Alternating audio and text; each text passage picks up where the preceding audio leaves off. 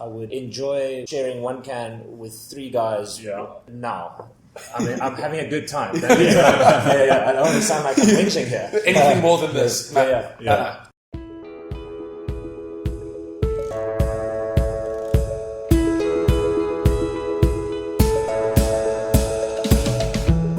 Thank you to our show sponsors, Electrical Industries. Electrical Industries is a Cape Town-based company, but operates on a national scale throughout South Africa. Electrical Industries specializes in food service and beverage dispense equipment and have been part of the specialty beer scene for the past 4 years.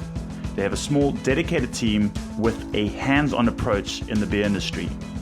Some of the equipment they stock: towers, taps, coolers, cold plates, regulators, couplers, growler solutions, kegs, fittings, and a wide range of spares and replacement parts. Another piece of equipment that they stock is the new FlowJet pump, which I've heard about. I haven't seen operate, but my goodness, I could have done with one of these when I was working in the industry a few years ago. What it does exactly is that it helps push your beer over a long distance from your keg to your tap. As is the case in most South African restaurants or shops, there's not a lot of space behind the bar. So restaurant owners are forced to put their beer far away, and unfortunately you do get disturbed beer or foamy beer. And what the FlowJet pump helps with is eliminate those bubbles. It's electric free, it uses gas, and it can pump beer over 100 meters away. So go check them out. If you want more information, go check out electricalindustries.co.za. That's electricalindustries.co.za. Cheers. Ladies and gentlemen, welcome to another episode of Hashtag Beer Time with me, T-Bone Troy. This is episode 60, and in episode 60 we explore beers from Hong Kong. Now, Hong Kong is not usually on one's places to visit for craft beer. Well, it wasn't for me at least. That's all changed now after drinking some phenomenal beers from the city. I was lucky enough to get a great selection from my brother who visited towards the end of last year. For those of you who have visited Hong Kong, you would have noticed the intense amounts of people living in one area and the overwhelming lights, smells and sounds that flood your senses. The one thing my brother pointed out was the amounts of beer spots and hole-in-the-wall bars. Judging from articles I've read and the beer we drank, Cape Town is not the only place in the world with an upcoming craft beer scene. Enjoy the show. Cheers. Ladies and gentlemen, hello and welcome to another exciting episode of Hashtag Beer Time. It's been a while since you've heard from me, but I'm super excited to be back. It's a new year, 2019. I hope it's been treating you good. I hope it's been treating you kind. I thought we should drink some beer. Hey, how's that for a plan? And I thought it would be a great idea to bring in 2 old guests. Not old as in grandpa-ish, but they are old as in they've been on before. Let me get into introducing someone who hasn't been on the show for a whole year. I remember we did a podcast about a year ago, on my birthday in fact, and it's been more than a year. I can't believe it's been more than a year since we had you, but hello and welcome to my younger brother, Jake. Hello. Thank you very much for having me. It's a pleasure to be here. Excited to drink some beer. Lekker. Well, thank you for having us. We sit in Kloof Streets in your offices, and it's a beautiful day, perfect day for having some beer. And then to my right is a gentleman who needs little introduction. He's the Cape Town, well, soon to be ex-bachelor of Cape Town. He's tying the knot soon, but he comes from Metal Lane, but you probably know him as the co-host of Hashtag Beer Time, Mr. Murray Middleton. Hello, sir. Hello, Bernie. When you were introducing Jake, I was just thinking that I was like, it feels like I haven't been on the show for over a year. When you were saying Jake hasn't been on for over a year. No, but it's... thought it was me. I was like, felt long. Jeepers, you'd be lucky to get an invite back if it's been that long. So the whole theme of today's chat is beers from Hong Kong. Now, the reason we've got beers from Hong Kong is because, Jake, you did some work there recently. You were very enough. That's right. You were very kind enough to bring your big brother back some beers. Yeah. So You asked enough times. I think that's generally how things go in the beer world. If you are an absolute fan and someone's traveling, I think that's one of the first things that you ask. And I'm delighted to see that you brought back the majority of your beers that you brought back were cans. We can discuss that later. But It's a trick you taught me. let's crack open the first one. Mazza, do you want to read us? What is that? Young Master Pilsner, contemporary Pilsner, and then there's also some foreign writing here that I can't read. But it looks got a very cool design, very nice can, a lot of the silver showing, Yeah. but also very cool logo and layout of the can design. Well done, Young Master. It's good. So you must tell 10, us. 10 to 12. You must tell us if you've had any of these beers, Jake. I mean, I will. so I'm sure you just grabbed a whole I will bunch. recognize the ones that when we whip the rest out of the cooler box, I will point out the ones which I did have. I don't remember drinking either of these. I might have had the second one that we're going to try now, but I definitely didn't have this. This was a little bit of a shopping spree that I went on just to fill my bag up with beers that I assumed you would like because the label is nice and pretty, and The shopping spree is very much appreciated. Yes. So let's have it. Cheers, guys. Cheers. Cheers. Crisp on the schnoz. Very crisp on the schnoz. It's good to have a beer expert back on the show. 'Cause You're not talking about me, eh? I'm talking about myself. Yeah. I've been wanting a bit. Ooh. It's very nice and refreshing. Nice and really can smash this beer on a hot day, which today Actually quite. is. It is refreshing. I think it's probably because it's our first beer, but it does have quite of a bite to it. I was going to say a little bit. The Yeah. bite I feel is a little bit of a bitter, like a bitter Yeah. bite, without it being a hoppy pilsner. If you know what I mean. There's not a dryness, but a bitter. It's a bitter sweet to me. I yeah. definitely do pick up some sweetness as well, but Yeah. that crisp bitterness that you can taste is pretty perfect for a 12 o'clock beer. in Yeah, my or mind. 10 to 12. 10 to 12.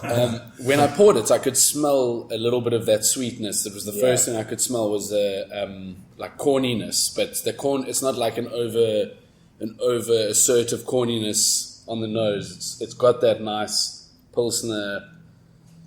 It's actually I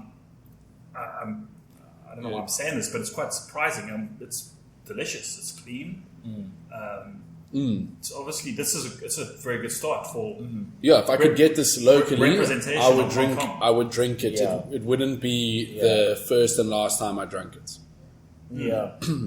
I bought quite a couple of these beers in a tiny little hole in the wall that I stumbled upon one night, and they were very craft beer focused. It was the only thing that they sold in there, and very well-educated guys working behind the counter as well. So they helped me pick out a pretty decent selection for us to drink today. How big was this place? It's tiny. I mean, this is one of the things that I loved so much about Hong Kong is that the streets are humming 24 hours a day, and the majority of the businesses, or at least the bars and restaurants and cafes that operate in the city centre where I was staying, they're tiny. They really are tiny. I'd say that this bar that I was standing in, I was maybe 3 meters by 4 meters big, if that. And was it a bar or bottle store? A bar. It was a bar That sold. that sells. I think they have different rules over there. I think you will, at least from the experience that I had, you can go drinking in the bar and you can chat to the guys who work there, and you're allowed to buy as much to take off premise as well.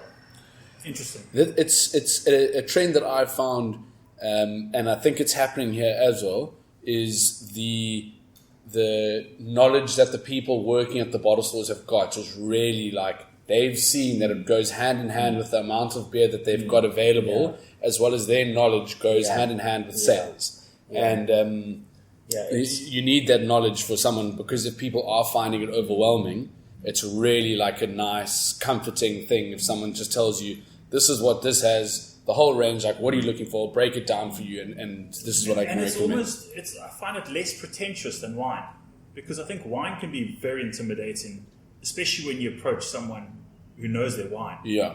in a bottle store, and they might give you flavored profiles or nuances of grapefruit, and you actually have no idea what they're talking about. I feel, or at least I hope, that beer is not on that posh level. I don't Pompous. think it is. I mean, it can always come across quite pompous if people are talking about flavor profiles and they're mentioning crushed whatever or like whatever it is, as soon as someone knows their flavor profiles, it can come across as being a little bit poncy, but I think if it's done not in the right way, but know your crowd. And In then, your context, in a bottle store, I think generally in South Africa, oaks are yes, yeah, not going to be fancy. They're going to be I've catering to the middleman. Yeah. I've certainly noticed with my travels and walking past any bottle store that I am able to find, a craft beer store, I do feel like the global culture is certainly a very helpful one when it comes to beer. Yeah. It's I don't think I've ever had a snooty experience when it's come to speaking to anyone who works in a craft beer store about beer. There's definitely a lot of passion there. I mean, you have to be pretty passionate about beer to go and get a job in a craft beer store, I think. Yeah, I think you have to be pretty passionate to just join the craft beer industry. Let's crack open this next one, because we've got a few to get through. We didn't come here to get haircuts. I'll put boots in a centipede. How's that new mic picking the sound up here, T-Bone? It is. The people are going to be loving these State of the art.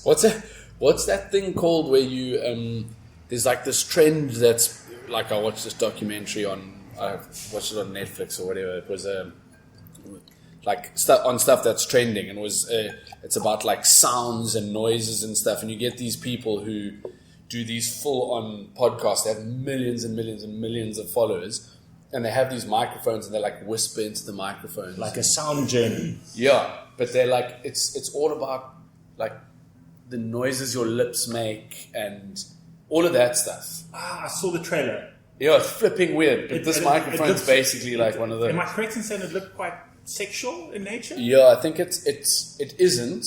But when I looked at it, it's also like this. That's why you clicked on it, right? Oh.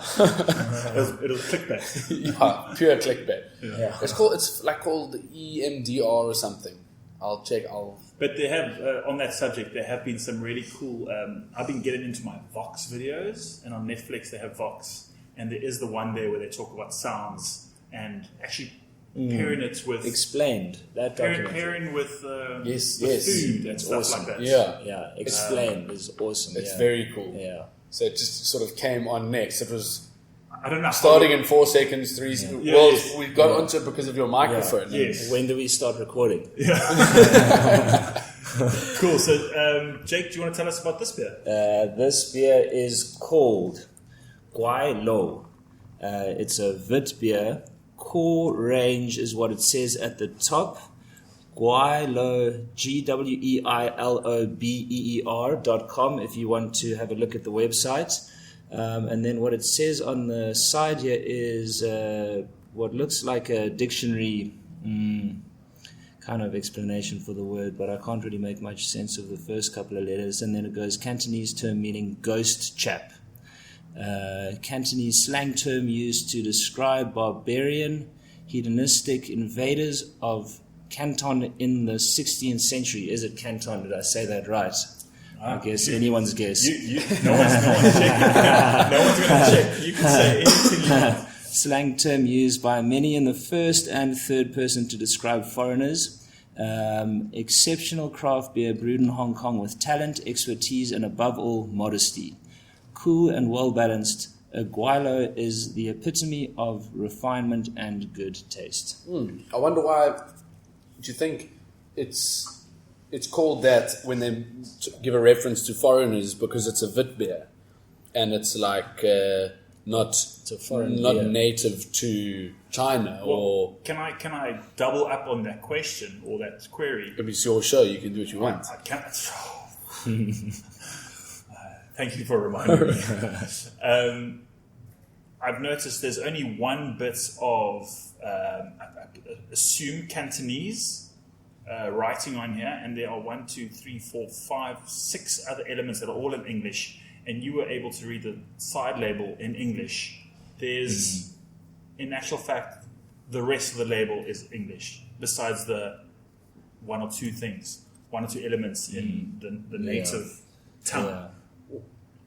That kind of branches off from what you said. I mean, why, it's obviously maybe it's Hong Kong. Did you experience a big British not ever did culture I there? have an issue communicating with anyone. It's exceptionally English speaking around there. I met people in their 40s, 50s, 60s with a British accent or whatever accent they might have had who tell me that they were born there and they've lived their whole lives there. It's a strong expat community from what I saw, and very English, at least in the central part of it. We crossed the say river, but it's actually ocean that we crossed to go to the mainland China. And as soon as we crossed that body of water, I didn't know where I was and I couldn't communicate with anyone. You did a 180. What's going on? But I really just love the way that the can looks. I mean, it's so nice to have that Hong Kong influence to it. It's Yeah. just a black label, And you can with see just how- with text, And you can there's see no picture, but it's quite nice how you can see how they can differentiate their other core range beers with there's just a very thin, like a 2 millimeter strip at the top and bottom of the label that's a different color to I'm sure it sticks the out. blackness of the can, and the style of beer is in the same color, and that's a very small bit of writing. But also the fact that it's got core range on it's quite cool, because then I'm sure they'll have some really interesting seasonals and limited edition stuff, and with having their canning and the labels that they've got, it doesn't look too hard to be able to introduce limited edition beers into what they already supply. Yeah.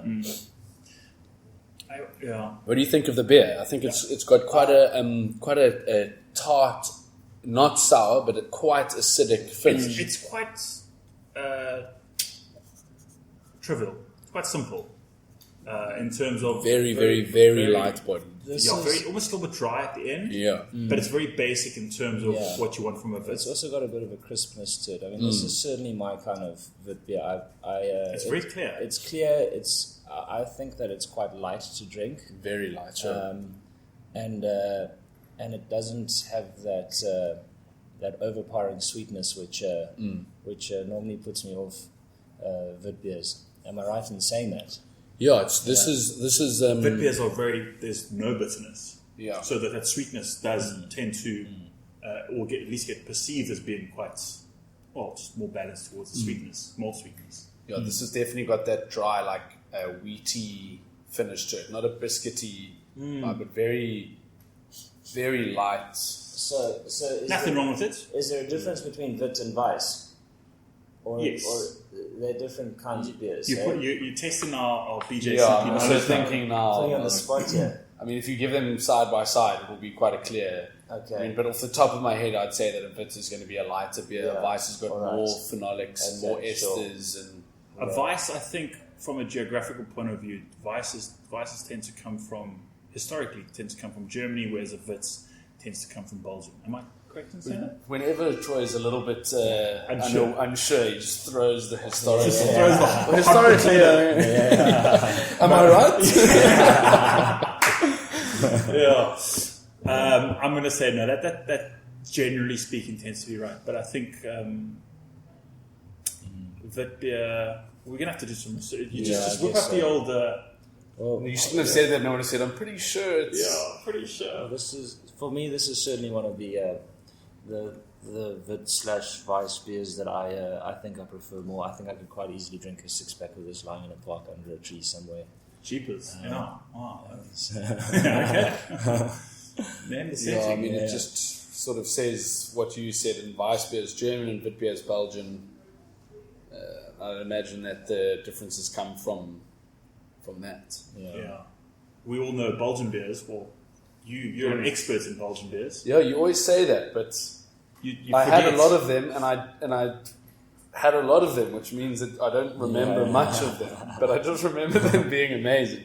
I'm still amazed that that's my rule is it still stands till this day is that you cannot drink more than 2 Belgian beers in a sitting and expect to be a functioning human adult the next day. The next day, Yeah, it's just. I don't remember hanging. I just remember. No, but Like- there's just this. There's a uselessness factor that just is attached to it. Can we test it? I would Well- love to test it. I did it on Christmas Day and I regretted it heavily. Is it Boxing Day? Yeah, Not so Boxing good. Day blues. it wasn't like that. Okay, I'm so finished. Should we go to the next one? Yeah, we're calling that a good beer. I think we can call that a good beer. I think we've had 2 Yeah. very good beers. Those. Have you done some patchwork on the bottom over there? I haven't. Good old faithful cooler box. Jake, should we have this one next? What is this? I drank that. I remember enjoying it. I don't Let's remember crack what it it was. open. That's a pale ale in a bottle. Do we have a bottle open? We will have something around here. A knife.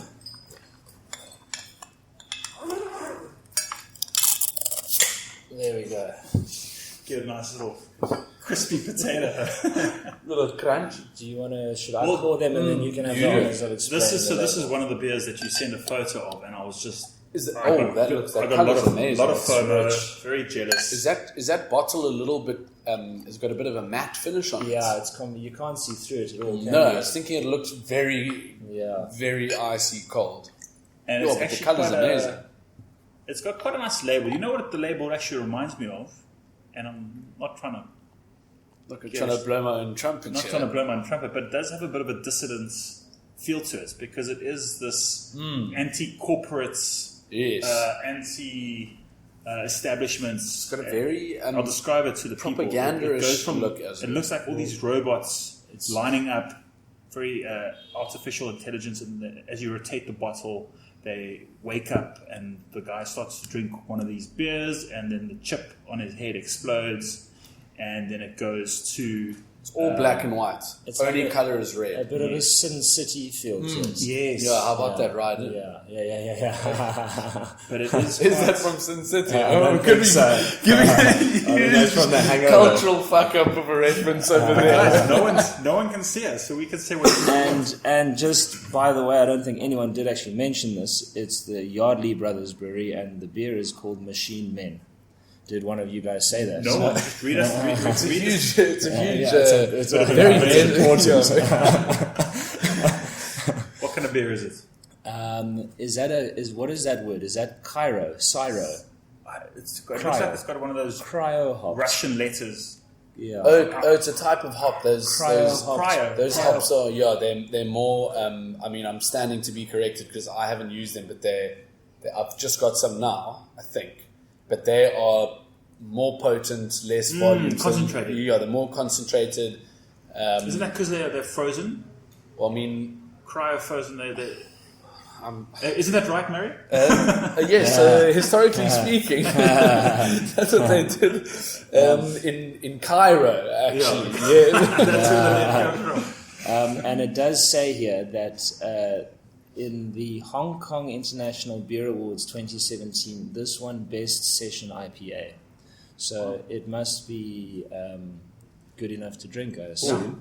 Yeah, so cryo hops are marketed as a product that allows brewers to impart intense levels of hop flavors and aroma using a fraction of the typical amount of hops. That's just off the top of my head what I can remember. Amazing. you read that from your brain. Leading to less Perfectly. astringency and less and vegetal flavors, as well as improving beer yield. Well, let's have a little. it Sniff. really has a great. Yeah, that is The a good aroma one. is very nice. The flavor for me is Do you know what this is reminds me of? The smell's got a bit of a That's a good. Jack Black smell with that Yeah. maltiness. I was actually just thinking that as well. when we went to that tap room the one evening and had a bit of a session there, we were drinking something then that I picked up as soon as I smelled this now. This is very nice, eh? Very, very. Go for a little sip. I don't pick that up as a maltiness. Eh? I'm getting the hoppiness from it. Maybe it's after the Yeah, wow. like, smell it again now, and I don't know whether it would change, but mine's smelling less malty, more. Did you get a bit of a lemon, little citrus? Yeah. The taste isn't as heavy as the smell suggests for me. I thought I was going to taste something a little bit. I get. Well, you said it's a session IPA, so the alcohol should be low. This bitterness is very low. Bitterness is, it's an ABV of 5%. Has nachi, it smells like nachi.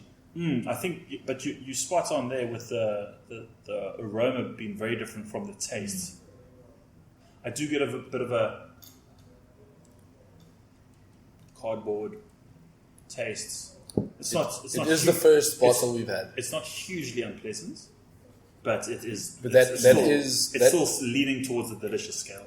I know in your BJCP judging, whenever I've judged with you, you have got a very sensitive palate to cardboard. Yeah, it's from this childhood. Guess what I did as a kid? So you pick it up a lot more frequently than I do, which is different people are sensitive to different things. What's your superpower, Troy? Well, look at that. Eh? It's a bit of bit of inception there. Oh wow! How far deep into the labels can you see? It depends how small your magnifying glass is. is. It's a label of the beer on the label of the beer, and Yeah, on it the goes label deeper of the and beer. deeper. I'm sure someone tried to do that, but Becca, what are your thoughts on this? I'm happy. I like it. It would definitely be a beer that I could have more of. Yeah. How are we doing there for time? We are good for time. We're good. We've We're got good. 49 minutes to. Jake messaged me saying, I posted an Insta story of an albino squirrel. So Jake messaged saying, so excited to drink beer with you in 42 minutes. So he's He said, are you going to be there? And I said, well, okay, anyway, it's a bit of a cock elaboration on the story, so I'm just going to leave it at that. You could have just thrown in historically speaking. Yeah, historically speaking, yes. I didn't hear back from Murray, so I thought maybe for a second you were talking about a different Murray the whole time, and then he did actually message me back. Exactly 16 minutes later saying no, it's actually 26 minutes now. Yeah, if my maths is right there. That happens. Mixing our Murrays up. I get a strong nachi. It's got, I think maybe it's that malty. It's like a slightly sweeter than a lemon. The smell is great, but I feel that the taste is kind of letting it down.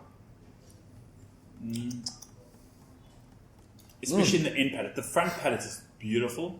It's light, but the aftertaste is just not. Doesn't make me want to have. Doesn't follow through. Well, it's got almost like a big toenail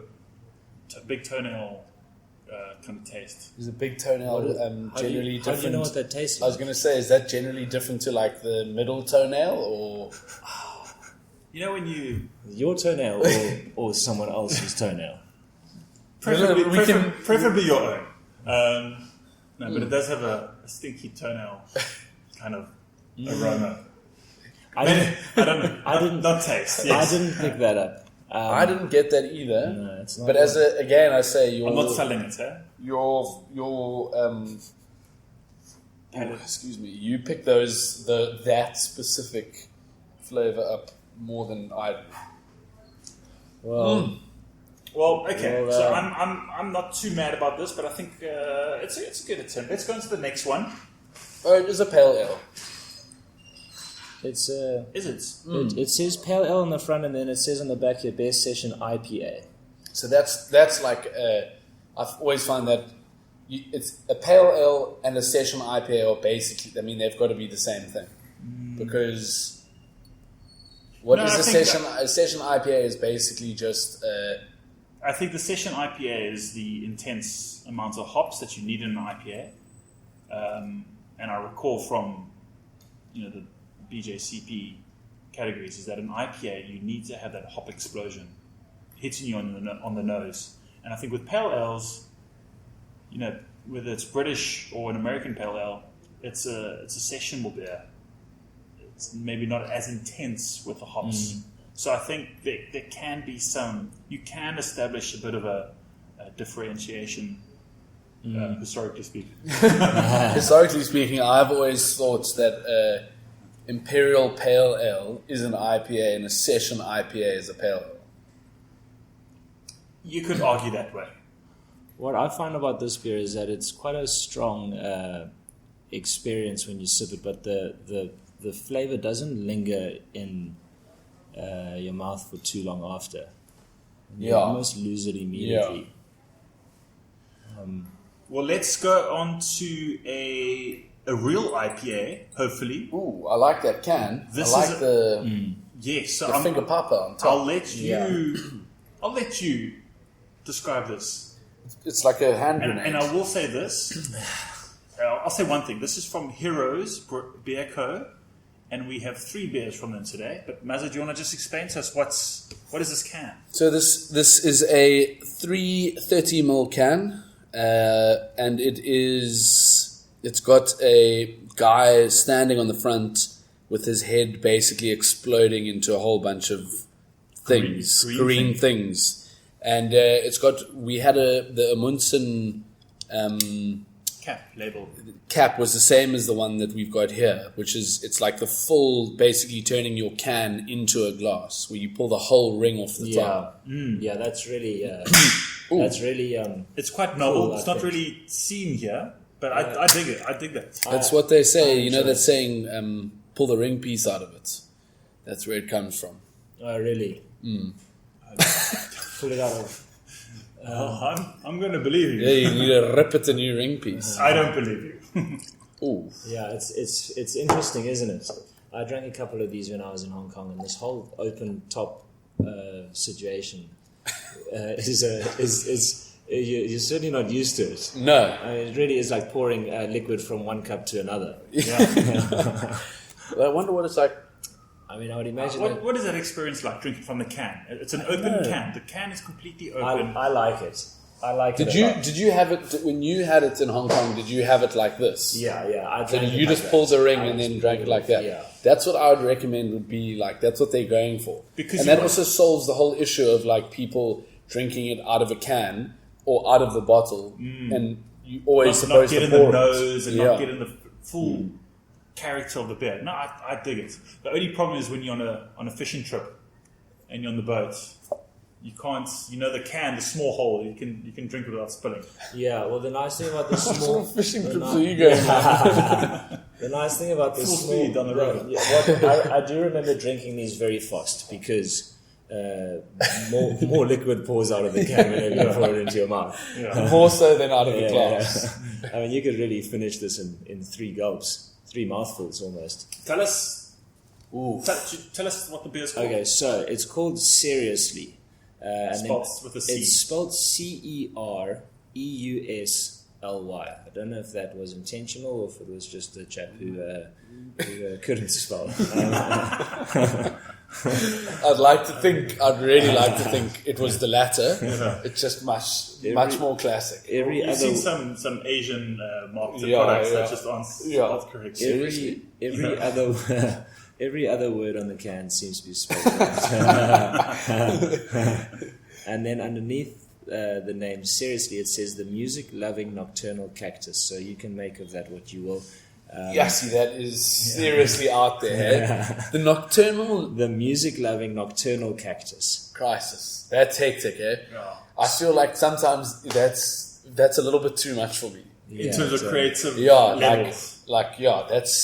That's deep, eh? Yeah. Let's have 3 layers. Let's double that. Yeah. What's now? Then it says plus 50 dB IPA. Is that a bitterness? dB is decibels. So that maybe they're trying to be. So they're just playing around or with that. maybe it's double IPA. What's the ABV? Plus 50. You see, it says a plus 5. Because it's the music. 6.2%. Yeah. So maybe they want you to listen to a certain level. Well, I wonder if there's anything that you could do with this can. We're not talking about that high-end tequila. Not talking about that. I mean, Okay, it certainly doesn't match up to that. I think it definitely is something. The theme doesn't carry on into the other think products. it's just a It's just play that. on it. It's just that. So Exactly. let's. I want to have a sip. Let's drink it. Yeah. I've had a sip and I'm a fan. I'm a fan, yeah. It smells delicious. It smells a bit more fruity.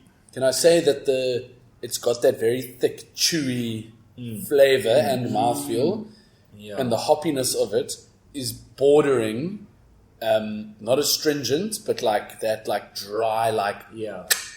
like that. But it's not.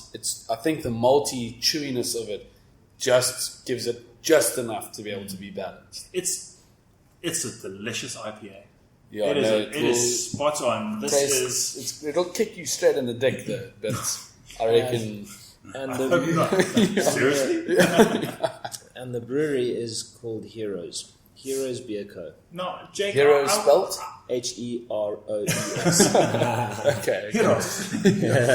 I have a question for you, and I mean this with the utmost respect, but I wouldn't classify you as a beer. No, A craft beer drinker. certainly, yeah. Now, when you taste this IPA, can you appreciate it? Or I think the most important thing is, can you tell the difference between this IPA and another well-made IPA? Well, like Because- even the contrast between the last beer and this beer.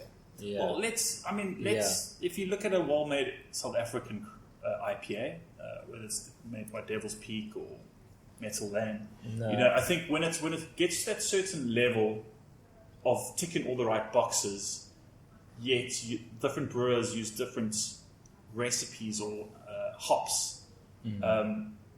Is there really a way to establish the difference? Because I'm tasting this beer. It's absolutely delicious, but you could slap a different label on there, and I believe that it's a different brewery. It's a bit like when you're at school and they're identical twins in your year, and you can tell the difference between the two, but you can never remember which name belongs to which person. So you greet both of them at the same time. You didn't have that. You didn't have. I think I've dealt with that with every single identical twin that I've ever known. I just call them both by their surname. Or buddy or dude. Hey man. So I can certainly obviously taste the difference between the beers, but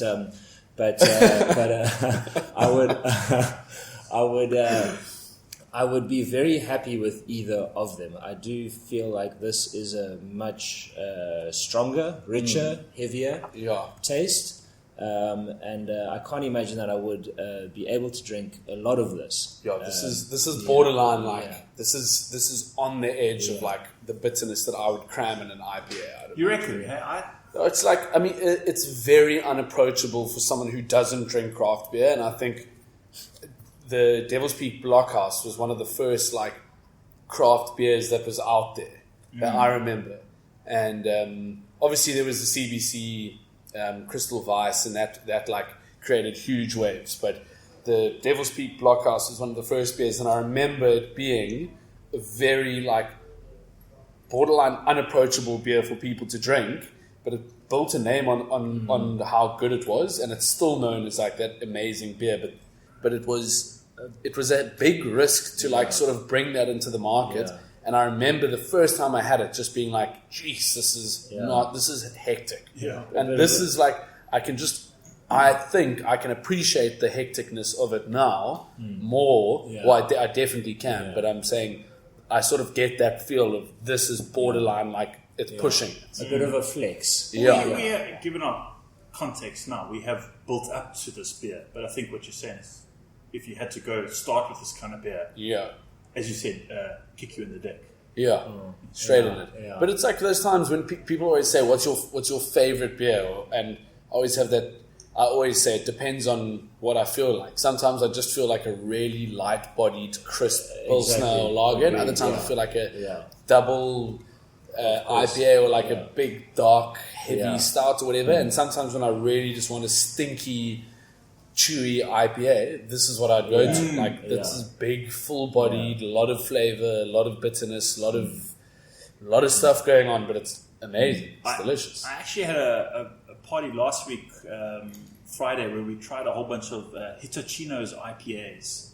I think that's from Japan. But we just kept drinking all these IPAs. They were very sessionable. And then the next thing, my friend started drinking a Castle White. And I was like, what? How can you do that? And he's like, I have to go back to something that's so neutral. And at least I can...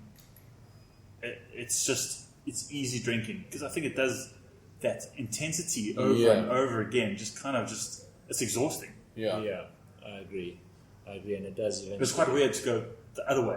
Yeah, well, exactly. It might as well have been. He a glass was pretty of well water. stood as well. It doesn't really happen with wine though. Eh? Once you're on the wine, like generally, I'm just thinking about generations now. When you're on the wine, you don't see bullies go from like, I don't know, red, like they're on, say, a Merlot or whatever, and they've been smashing. They're not going to like lighten it up. They just stick on it and just get the peep on.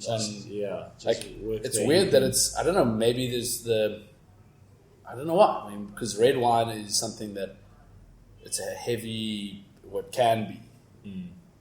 Oh. Well, I mean, if you drink enough of this, then I think you'll, like you said, Troy, your taste buds just get pretty tired eventually. It's a very overpowering beer. I mean, I love it. I really am enjoying it a hell of a lot.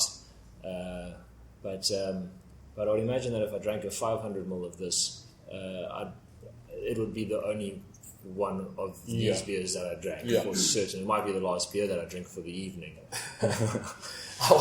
Well, speaking of waking up your senses, before I move on, one thing I did notice, they have 2 dates printed on the bottle, a package date and a best before date.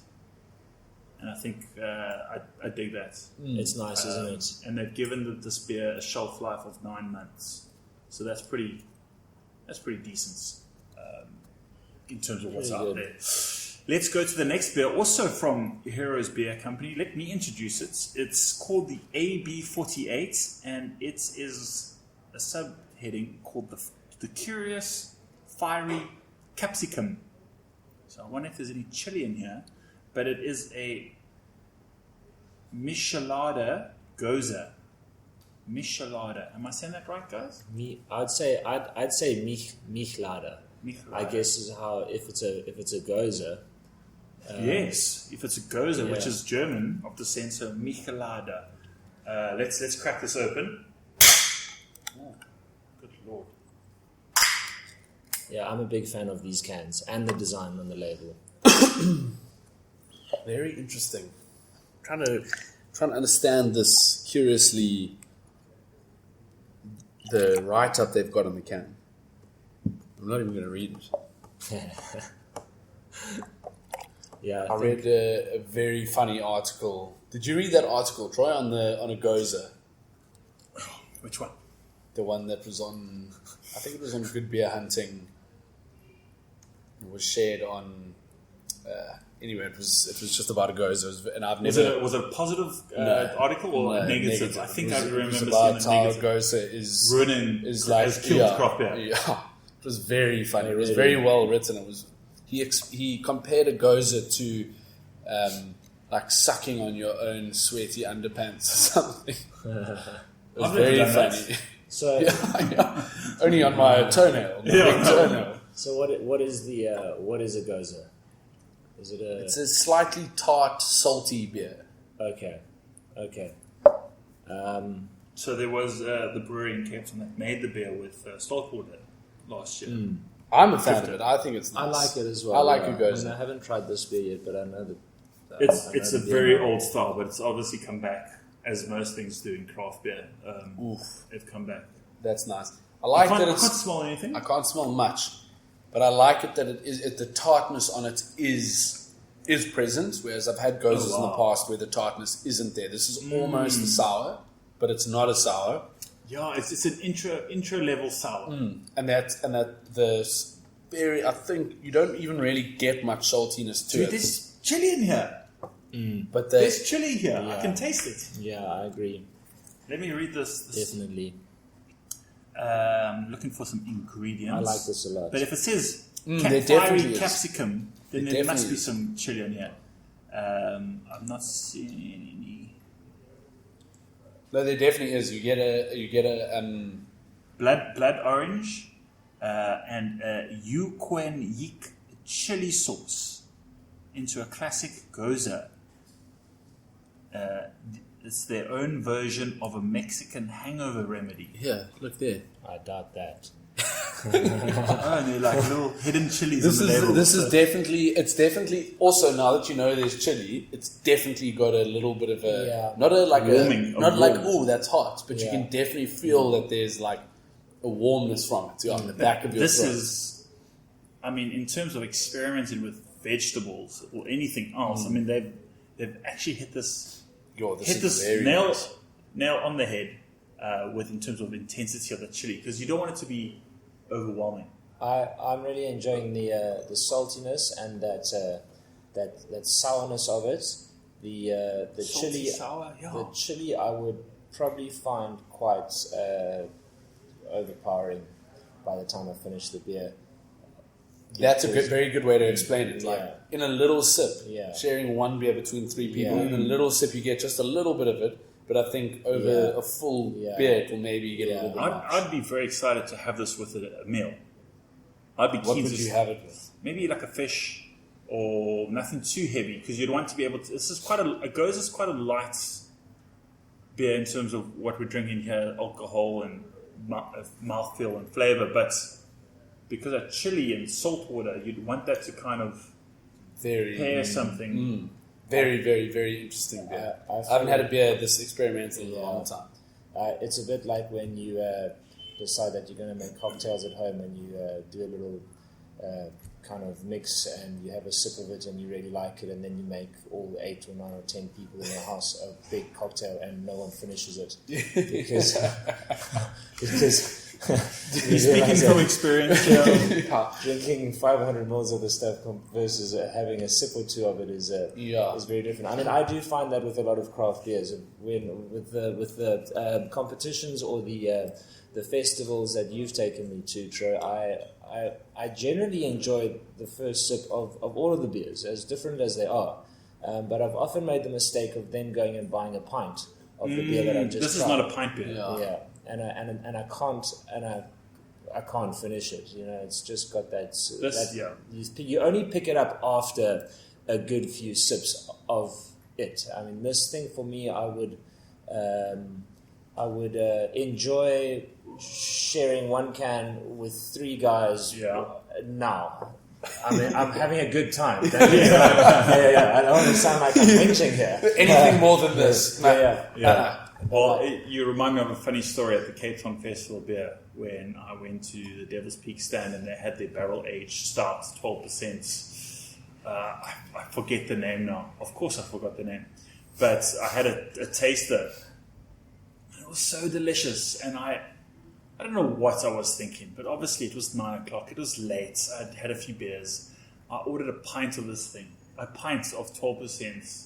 Dead. Barrel aged, and pint, wow. I had 2 sips, and I was just like, I've made a terrible mistake. What year was that? This last festival. That's incredible. That's a pint of. I mean, it's the same Well, as a I pint had of to. wine. I had to go. I had to go up to other people and just be like, please help me. Okay, but back to this beer. I totally concur with what you're saying in terms of the type of beer this is, but it's a very well made experimental beer. Yeah. I will say this on radio on my podcast because I can.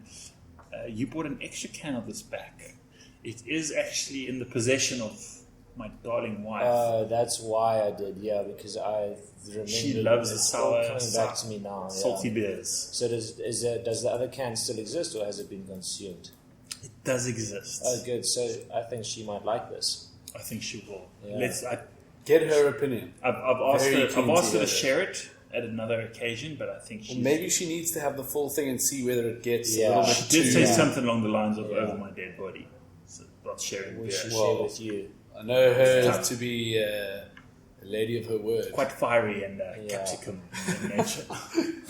If ever there were a beer to Round it all up. embody her. Let's go to the third and final beer from Heroes Beer Co. We're starting to go dark now. This is I'm going to need your help, you guys. A Milfy Porter. A what? Porter? A Milfy. Milfy. Milfy Porter. MILFFEE. Milfy Porter. And it's called... It's all too confusing for me. Eh? It's this Yeah, too... there are three names on this beer, which it does add Milfy. too much. Milfy. It's called Hunksur, and Milfy. it's the MSG Allergic Mad Scientists. And it's called Hunksur. Hunksur. Maybe the character's name is Hunksur. Hunk Sir. Like, there's no confusing that says Hunk Sir. Whereas on this Milfy. Should we read the description? It's a short pronounce- description. I'd pronounce it Milfy. Again, German. I feel like these beers have a bit of a German influence to them. Let's look here. After years of unrelenting boozy experiments on the brew roof, mad scientist Hunksur finally produced the secret peacemaker potion which can turn the worst enemies into friends. This lactose coffee porter is a result of Hunksur's work turning coffee and porter into best friends. Okay, well, I have no idea what Milfy Porter is, but I'm excited to try this. Are you guys excited? I'm really, really keen to try this one. I'm very keen. I'm trying to do some research on Heroes Brewery and find out like where the... What the hell it means. Have you even asked Google just what Milfy means? Milfy. I want to keep my searches clean. Here. Yeah. Milfy. I'm going to go to I'm going to search Milfy and it's going to give me a what's that? Urban Dictionary definition. Yeah. So, a lot of, just from the open that can, I get a lot of burnt coffee. Sure. Yeah. A lot.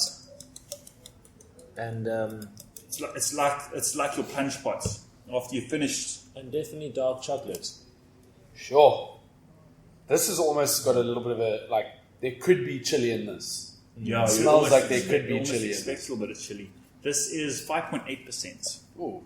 It definitely smells like it's got more More to it. to it than Yeah. 5%. Now, bearing in mind this is a porter, so it's not meant to be as intense as a stout in terms of the The body and the black malt. But you're right, Murray. I can certainly smell chili as well. Sorry, the roasted. No, I don't know if you can taste it or not. The MSG Allergic Mad Scientist. It does have some sweetness to it, and it is very light. Okay. I'm just like the branding has thrown me here with all the MSG mad scientists. Yeah. There's a lot going on. The MSG Allergic Mad Scientist, the music-loving Nocturnal Cactus, and The curious fiery capsicum. My brain's too small for this. You don't have the cognitive No, capacity. I'm lost. I'm like Jake was when he crossed the body of water into mainland China. But I think they've taken a style like IPA, Porter, Goza, and they've put something in front of it, which is quite interesting. So it's not just an IPA; it's a 50 decibel IPA. It could. What's AB 48? I understand it coming out to differentiate yourself from other beers, but in terms of when people are looking for something like a Milfy Porter, okay, what can they just maybe they're trying to establish themselves as being the only ones able to make a Milfy Porter. The beers have all been very good. Yes, yeah, they have. let's not deny Very that. good. They have. This has got nachis, the Goza that we had. It's got nachis or whatever those things are rolling into the can. You know? And what's on the Porter can? It's got a This Porter can has the MSG logic, mad scientist, standing on a big blue white platform. Yeah, a big blue and white platform, and it looks like a couple of shadowy images are drowning in an ocean underneath them with a TV. And there is then a miniature smoke kind of mushroom cloud coming out of the TV with a whole bunch of science laboratory apparatus blowing up into the sky. So it doesn't really give you too many clues. Look, I will say this. From a designer perspective, these are well made. These are beautiful. They're very... they have a continuity. They fit into a series. Exactly. You can certainly you walk past a fridge in a bar somewhere and you'll pick up straight away that it's a similar to McKellar, how they have that it's a hero's can. Yeah. That I do like about it is that as quirky as they might be, they do all match each other. Yeah, it's the beers are good though. This is definitely, maybe Mulphy is a type of coffee because this is very coffee heavy. I think it's very coffee forward. I think I like it. I like it a lot. It's lighter than it looks. Very light and lighter than it smells. Yeah. Excuse me. Yeah, you can actually the nose is strong, but it's still very sessionable. No, exactly. I do enjoy this one a lot. Did you ask Google what Mulphy is? You got some radical pictures. Turn safe search on. Mulphy meaning. It gives me like no. Jake, what's any other things that stood out for you in terms of the craft beer scene in Hong Kong?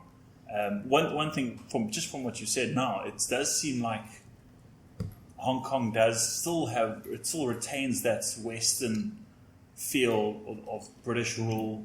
So there is obviously is that strong movement with craft beer, but maybe it's not the case outside of that. I was seriously impressed with the craft beer scene, but I think that's Hong Kong for you with every scene. They just seem to double up on everyone else when it comes to anything, man, whether it's a beer or a spirit or a shopping mall or technology or whatever it is. But I was so flippin' chuffed when I walked past this store, and then after that, a whole bunch of other stores. There is a strong craft beer culture. I would argue maybe that it's stronger than what we're used to in South Africa, even, and there is from what I gathered a pretty big following. I didn't really drink too much beer other than when I spent time in these craft beer stores, and they've got their kind of stock standard stuff, and I had one or two here and there. But the other flipping issue was that it's such a bloody expensive city for a South African that you can't exactly go and rev it every night because you'll fly back broke. What's just to give a ballpark figure, what did you spend on a beer? Maybe like a pellet. I actually spent a lot of money on you. I really did. I really did. I think glad that we have in the business. I'm not even kidding when I say I think each one of these cans was around $120. Okay. So it's these bottles. Some of this bottle I think might have been 150. So to fill up your travel bag with 15 or 20 beers, it's costly. You must survive on peanuts. You cost me quite a lot, right? For the rest of the time. Yeah, I mean, it was amazing when I was there. Obviously, being in Hong Kong for the first time and possibly the only time in a long time, you say to yourself that it's okay to spend cash until you get home and you just realize what you've done.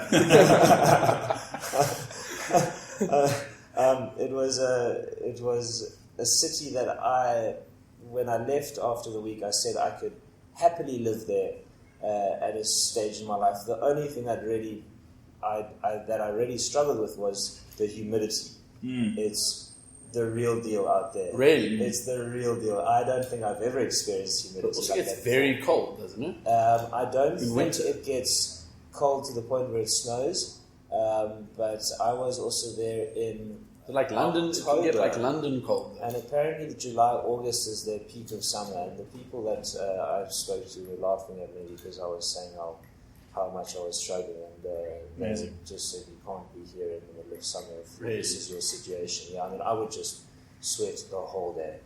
Just I mean, everything is kind of state of the art when it comes to the buildings and the malls and the hotels and all the rest of it. So it's all air conditioned, but you can't be outside for 5 minutes. Yeah. You will get drenched. You have to go from entrance. You have to exit the building into a car that's air conditioned. Thick, humid air. It's like walking through a giant bath. Oh, yeah.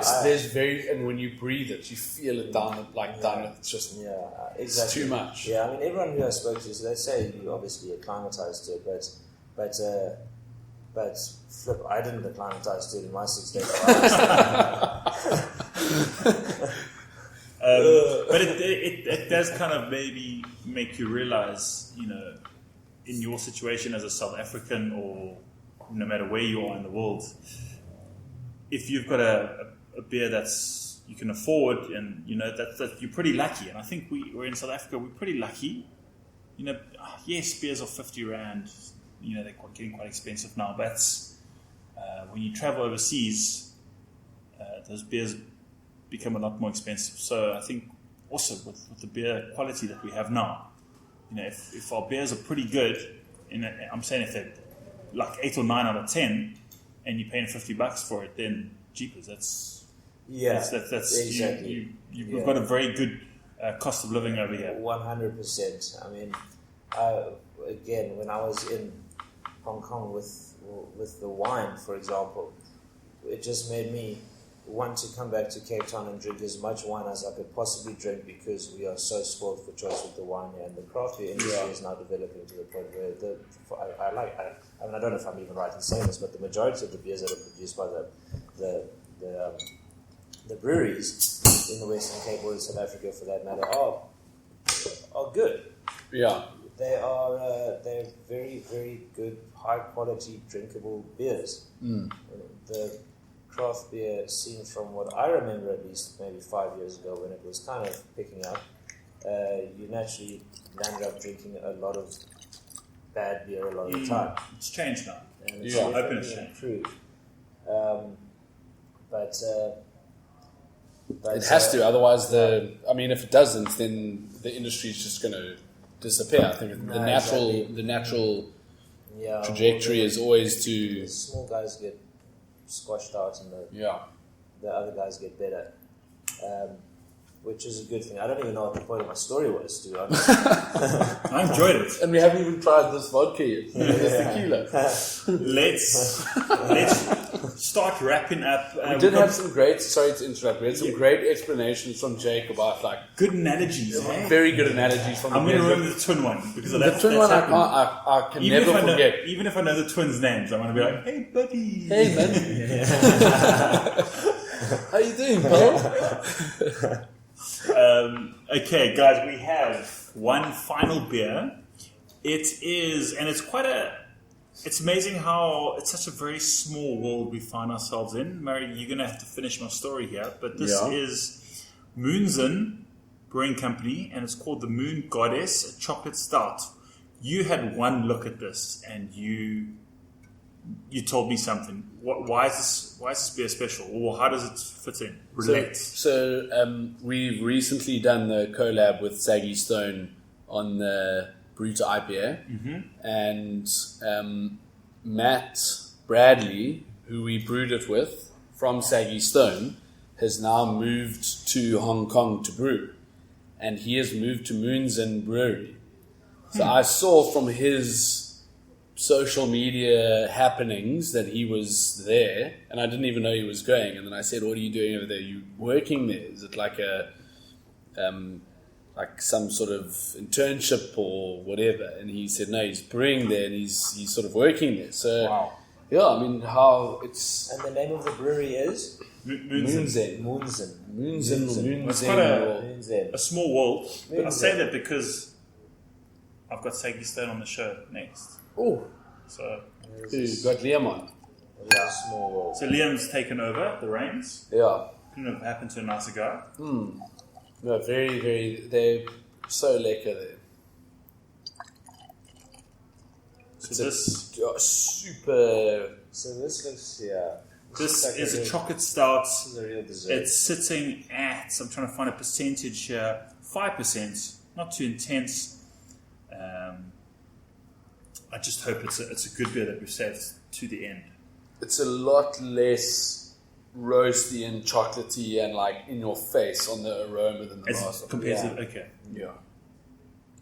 I get a kind of, and I don't know, this word is going to explain it badly, but almost a varnishy kind of smell, like a varnish, but I don't even mean that in a bad way. Yeah, I know what you mean. I think Yeah. it's a more Burnt malt. It's the malt. Yeah, it's more Roasted like malt, sorry. Roasted malts. The smell you're getting is from the dryness of it and like the how it It compares, I think what maybe Jake's alluding to is, when you get a barrel beer, that wood coming through, there is a bit of a rich wood context coming through. But I mean, it's You see, so I wouldn't know where to place this beer or when to drink this beer because I really like the taste, but I almost feel like it's not heavy enough for the sweetness that it gives.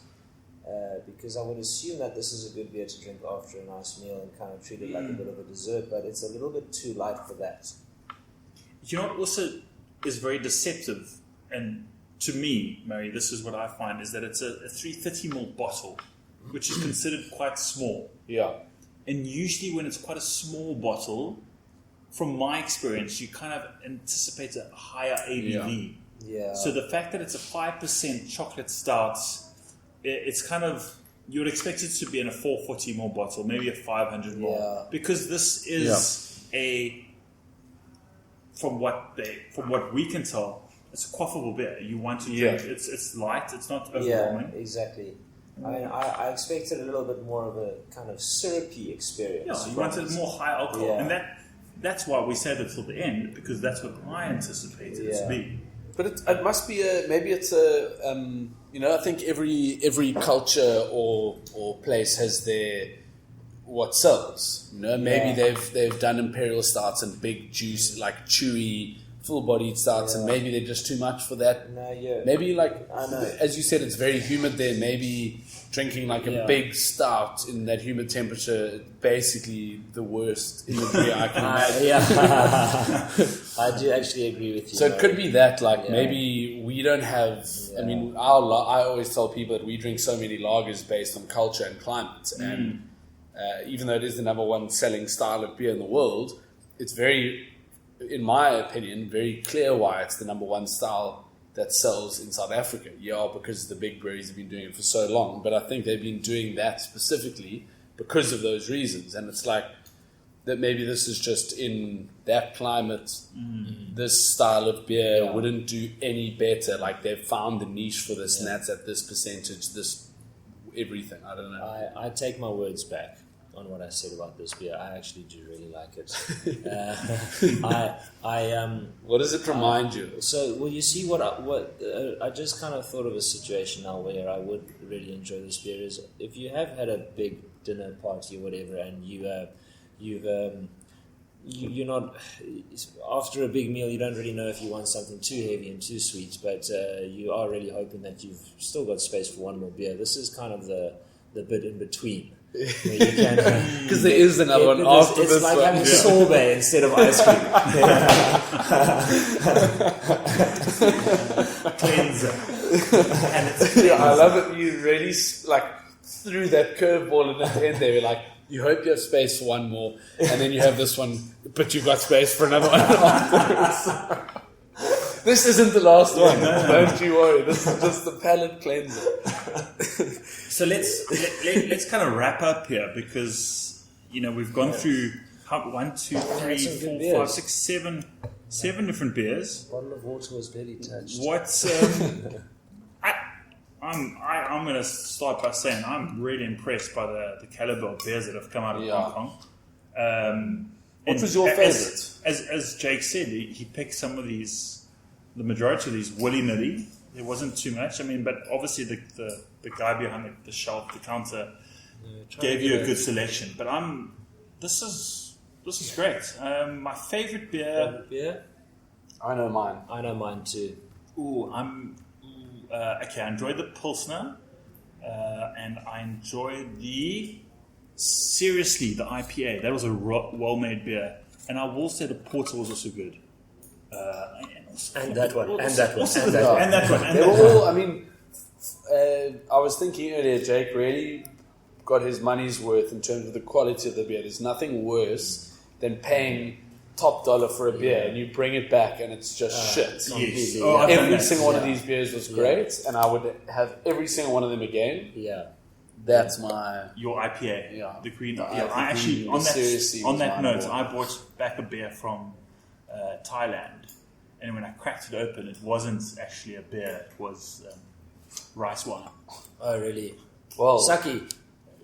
Yeah, but Kinda. it was labeled as a beer. It was weird. Oh, really? So I thought it might have been a hybrid, but it was. We had one sip, and I was like, okay, cool. Really, chuck it. Well, it's just when you're in the mood for a beer, Yeah, Of course. and you're so excited for a beer, and you open it, and saving it's it. just like been it's just saving clear. this time. Oh, My favorite today, I suppose, I don't know if it's just where I am in my life at the moment, but so deep and meaningful. but my favorite was certainly our first one. I was blown away with this Pilsner that we tried first. I thoroughly enjoyed it. I could drink these all day. 800. It was such a refreshing thing to have at this time of the day with you guys. It was certainly the one that left the best impression on me, and I wish that I bought more of these home. I will agree with you. That It was a very good beer. Yeah. It was a great first beer, and it really has stuck with me. And it is that style of beer is also a beer where it's hard for that to be the one that leaves the biggest impression on you, because it's the most light-bodied and it's like that's when you really know. It was well made. Yeah, it was very well made. Very. And speaking of well made, that as you said, that IPA was also top notch. I don't know. I think maybe I really enjoyed the IPA because I feel like getting that really. Like, it's on the knife's edge of just being too much and unbalanced and like too bitter or too sweet or too full-bodied. Yeah. And it wasn't any, but you can see that it's just like a fraction of any one ingredient would just push it over the edge. I mean, you definitely get more beer out of that than you do the Pilsner. But the Pilsner, but as you say, like, there's a time and a place for everything, and it's a smoking hot day today. I could definitely. No, exactly. I would definitely on a day like today, the Pilsner would be what I'd have the most of. I'm glad with the beers that I brought back because I do feel like we really covered a wide range of different types and styles and flavors. I mean, if you look at that, we had that capsicum goza, we had a Vit, Pilsner, Pale Ale, IPA, and two stouts, or a porter and a stout. A cryo-hopped pale ale? I actually forgot about this bit. So this is a style of beer that I normally don't even attempt because I really don't like it enough to buy myself one of them. But the Vits that we had today was arguably the nicest Vits beer I think I've ever had. Yeah. It's the only one for as long as I can remember where I actually said I liked it. So it was easy drinking. It was light. It was refreshing. It didn't have that kind of lingering thing that hangs in the bottom of your throat afterwards. It was just a really, really good experience. I think the whole of today was a very good experience. It was. I wish we had all of these beers filled with the We could just keep going. same beer that we just drank. Well, I think maybe one of us is going to have to go back to Hong Kong. Hopefully me when I do my world tour. So we do Fives Alive, high stake Fives Alive. Whoever loses has to go to Hong Kong. and get 7 beers. That's it, just 7 beers. Return ticket. You've got like an hour and a half in Hong Kong to get to beer, and then you're back on a plane. You have to go from the office to the airport. From here, no clothes, like no toothbrush, nothing. Don't even phone the missus. Listen, I lost the bets. Cool. Well, I think this is a good place to kind of say goodbye to see things off. Mr. Murray, it's great having you back on the show. I'm sure our listeners are actually chuffed that you're back. We're going to have more sessions, more drinking time. You're getting married in a few weeks' time.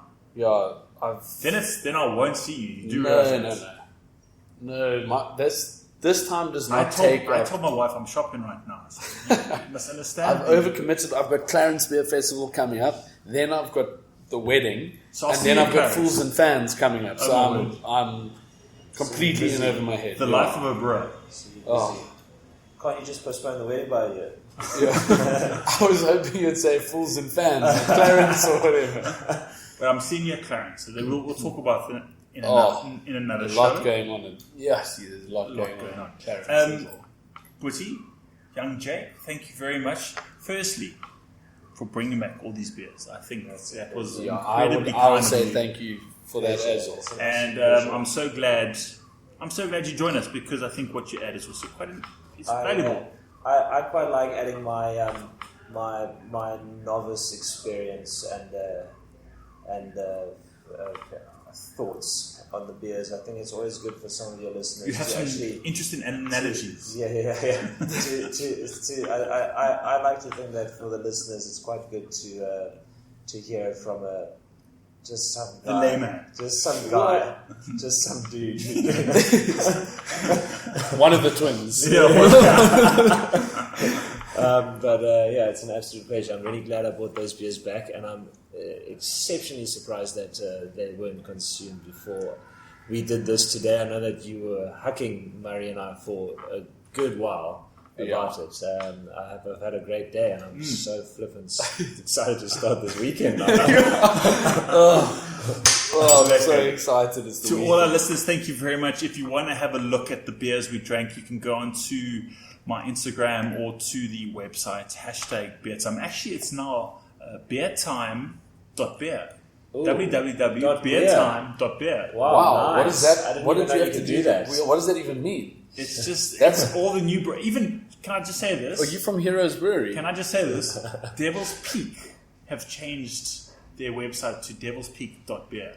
Really? After me. That's awesome. Yes, but I will give props to Sean from Dissidents, who was one of the, I think I stand to be corrected, one of the first in South Africa to change his website to dissidents.beer. So .beer. .beer. I hope to see a Metal Lane .beer. I don't think I'm that like. You're an influencer. Yeah. No, it's technology getting away from you. That's the thing. You've got to grip it and just like ride with it. Yeah. Or you've got to be like, fuck that, I'm not going to do that. What's wrong with .co.za? Metal Lane Online. Yeah. Cape Town. HTTP : // Ask your 8-year-old cousin how to switch the iPad on. All right, guys. Thank you very much, and to my guests, thank you very much, guys. Thanks for having me, Awesome Bonnie. show. Thank you very much. Check you later. Ciao, ciao. Ciao.